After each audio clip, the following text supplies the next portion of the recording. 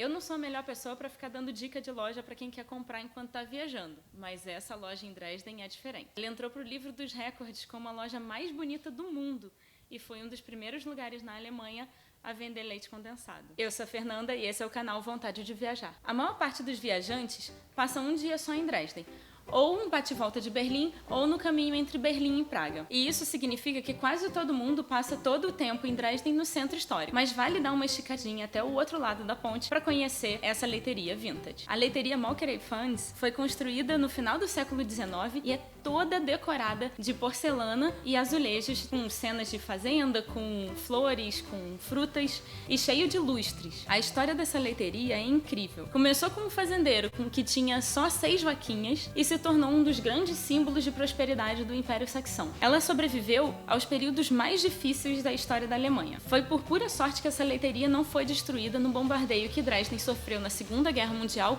e destruiu quase toda a cidade. Depois ainda veio a Guerra Fria. Ela foi estatizada e quase sofreu uma reforma que ia tirar todos os azulejos dela. Foi só depois da queda do Muro de Berlim que a leiteria foi devolvida a um bisneto do fundador e reabriu ao público em 95. Quando você for visitar, vale a pena fazer uma degustação de queijo, que custa uns 15, 20 euros e dá direito a uma taça de vinho. Ou se você não quiser gastar tanto dinheiro, pode comprar um pedaço de queijo para levar depois. Ou comprar um copinho de leite, que é fresquinho, delicioso e custa só 1 euro. Para levar de souvenir, a loja tem vários sabonetes e cremes que são feitos à base de leite e que tem embalagens vintage que são uma gracinha. Eu acho bem legal valorizar a produção local. Outra coisa que vale a pena comprar é uma latinha de leite condensado, porque esse foi um dos primeiros lugares a produzir e vender essa delícia na Alemanha. Vale super a pena sair um pouquinho do centro para conhecer esse lugar tão lindo. Para chegar lá, a gente atravessou Augustusbruck, que fica em frente à estátua do Cavaleiro Dourado, e seguiu pela Bautznerstraße até chegar lá no número 79. É um pouquinho longe do centro. A gente foi a pé e levou quase meia hora.